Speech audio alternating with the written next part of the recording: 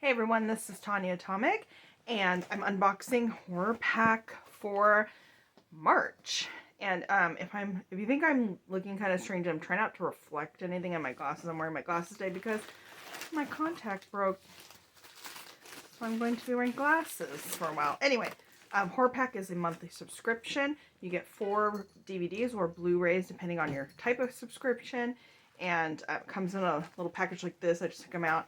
And you usually get 1 limited edition. Let's see what we have in here. Crucible of Horror. I've never seen this.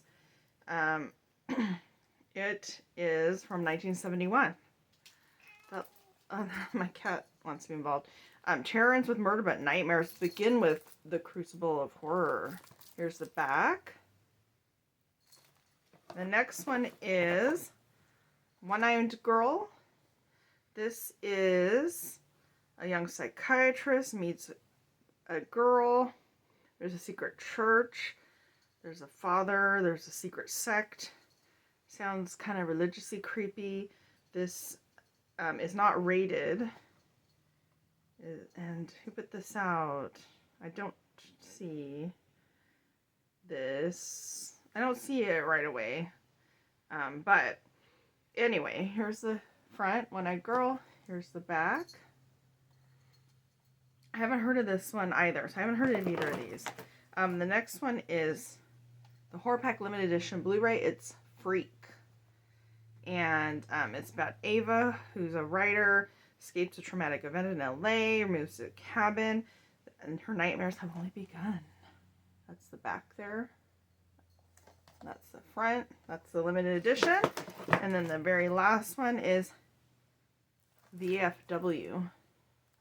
And that is, oh, it looks like it's from Fangoria or produced by Fangoria or something.